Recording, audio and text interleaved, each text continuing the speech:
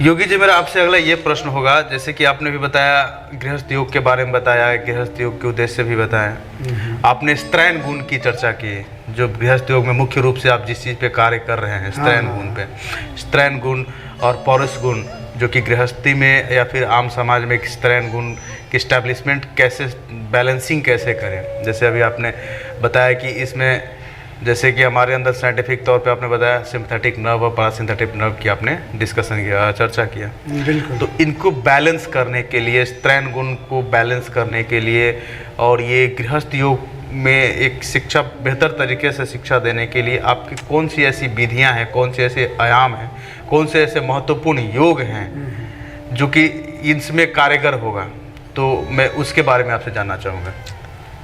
देखिए, योग की बहुत सारी विधियां हैं और ढेर सारे उसके नाम भी हैं।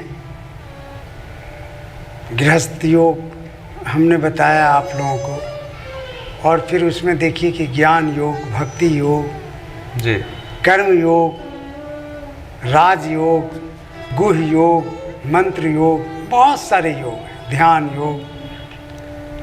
गृहस्थ योग के अंतर्गत जिन विधियों का प्रयोग किया जाता है वो बड़ा ही प्रायोगिक है।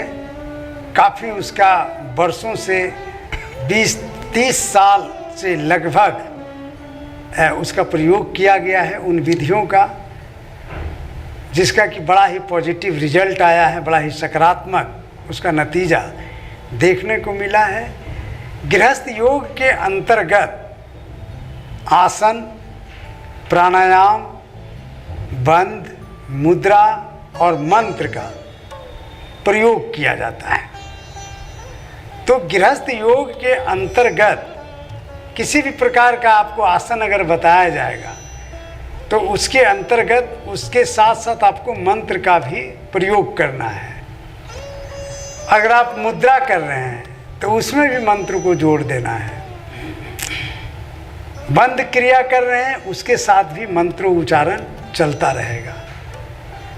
तो उसके अलावे बहुत सारे जो साइंटिफिक रिसर्च है या फिर मनोवैज्ञानिक जो शोध हुए हैं या बहुत जो महापुरुषों के प्रवचन हैं, जो कथन हैं, उन चीज़ों का भी प्रयोग किया जाता है गृहस्थ योग के अंतर्गत।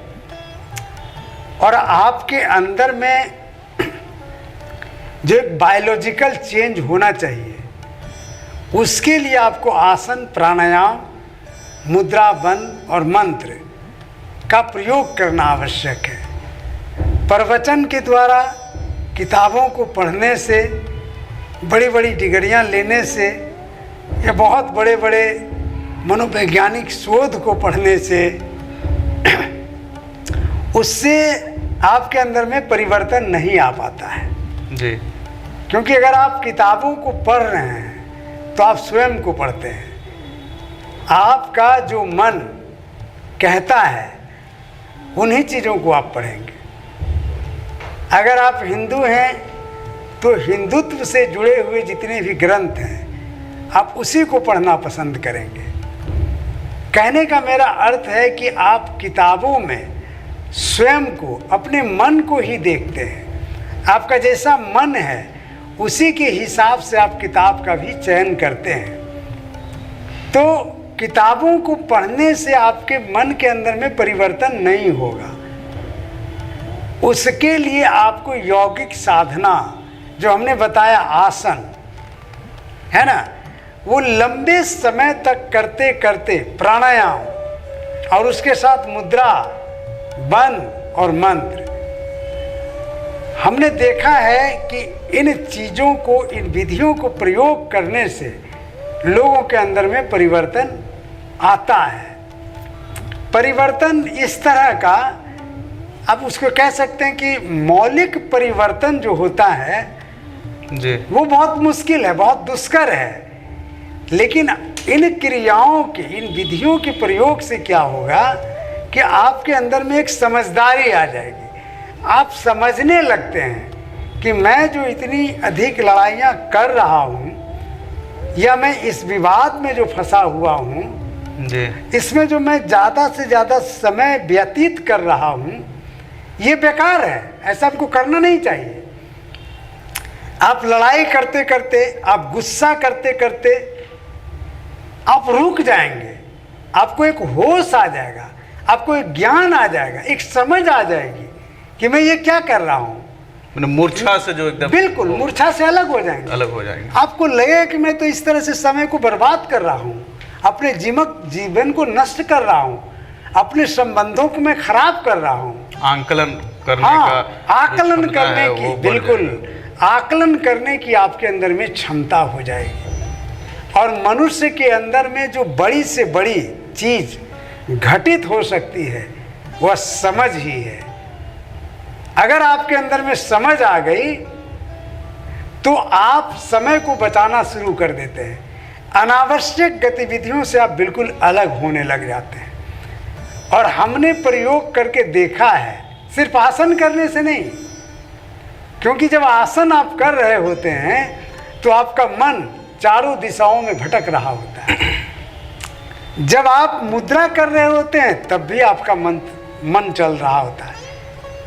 हमने बड़े बड़े डॉक्टरों के साथ इसका प्रयोग किया है। ऐसे ही मुद्रा बंद करवाया करते थे, तो फिर लोगों ने, बड़े बड़े डॉक्टरों ने भी कहा कि आप कहते हैं कि सांस छोड़ देने के बाद ये बंद क्रिया करिए तो इससे आपका मन का चलना बंद हो जाएगा, लेकिन मन चलता है इसके बाद भी, क्योंकि आप कह रहे हैं कि जब प्राण और मन दोनों एक दूसरे से जुड़ा हुआ है, अगर प्राण यानी ऊर्जा का जो हमारे शरीर में प्रवेश हो रहा है उसको अगर हम रोक दें तो मन का भी चलना बंद हो जाएगा, लेकिन ऐसा नहीं हो रहा है। हमने तो सांस छोड़ करके बाधित कर दिया कि बाहर का प्राण, बाहर की ऊर्जा शक्ति अंदर ना प्रवेश करे। उसके बाद भी गहराई से देखने से पता चलता है कि मन भीतर चल रहा है। तो उसके लिए हमने मंत्र को जोड़ दिया कि मुद्रा के साथ साथ आप किसी प्रकार का आप आसन कर रहे हैं तो मानसिक रूप से उस मंत्र का भी आप उच्चारण करते चले जाएं। मन को फंसाए रखें। बिल्कुल मन को फंसाए रखें, क्योंकि हमने देखा है या आपने भी अनुभव किया होगा जी, आप अगर किसी काम को कर रहे हैं तो उस काम पर आपका ध्यान नहीं रहता है, मशीनी तौर पर उस काम को आप कर रहे होते हैं, लेकिन मन आपका कहीं और भी भटक रहा होता है। आप काम करने में इच्छा नहीं करता, बिल्कुल नहीं, थकान जल्दी आ जाता है। काम कर भी रहे हैं मशीनी तौर पर, एकदम मशीन की तरह आप खा रहे हैं, लेकिन खाने पर आपका ध्यान नहीं है, कहीं और भी आपका बहुत सारी जो आपकी समस्याएं हैं, बहुत सारी जो योजनाएं हैं, बहुत सारी जो इच्छाएं हैं, बहुत सारे लोगों से जो आपको मिलना है, जुलना है, काम करना है, उधर आपका मन भटक रहा होता है और एक मशीन की तरह आप भोजन को अंदर में डाल रहे होते हैं। इसी तरीके से अगर खाना अगर बना रहे हैं या स्त्रियां या कोई भी, तो खाना पर उसका ध्यान नहीं रहता है, क्योंकि अगर आप पूरे ध्यान से किसी काम को करेंगे तो उसके अंदर में एक सौंदर्य का आभास होगा, उसके अंदर में एक खुशबू प्रकट होगी, उसके अंदर में एक सुगंध पैदा होगा, उसके अंदर में एक सुघड़ता आएगी, उसके अंदर में एक निखार देखेंगे, लेकिन ऐसा देखने को नहीं मिलता है। इसलिए कि जिस काम को आप कर रहे हैं वहाँ आप नहीं होते हैं, कहीं और ही होते हैं। वैज्ञानिक कहता है कि आपके दिमाग के अंदर में एक रोबोट पार्ट है जिसको आप सारी चीज़ों को सिखा देते हैं, खाना पकाना, कार चलाना, साइकिल चलाना या फिर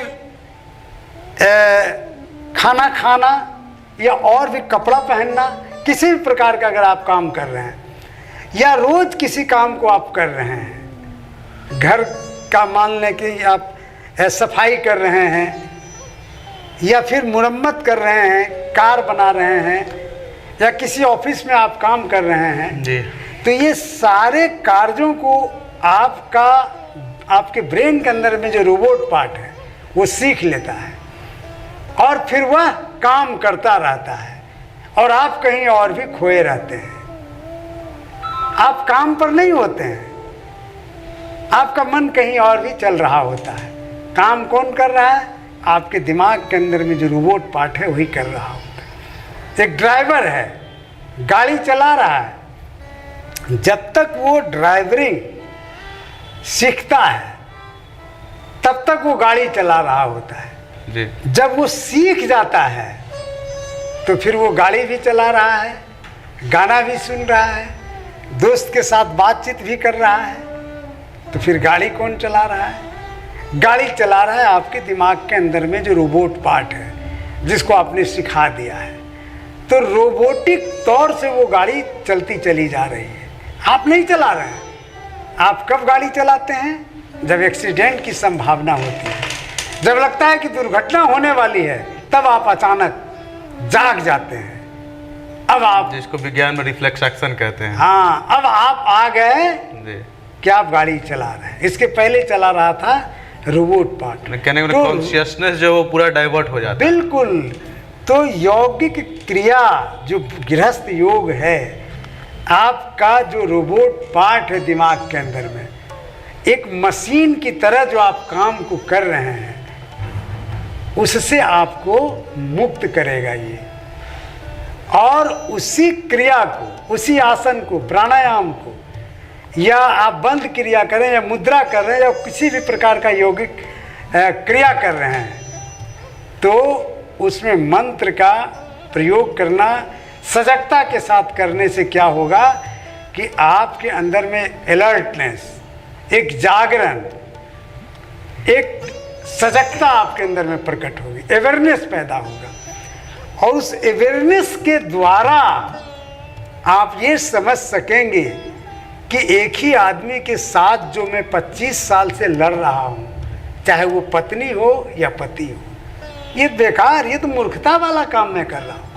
मुझसे तो बड़ा कोई मूर्ख है ही नहीं। और हमारे पास मुद्दे भी बहुत कम हैं।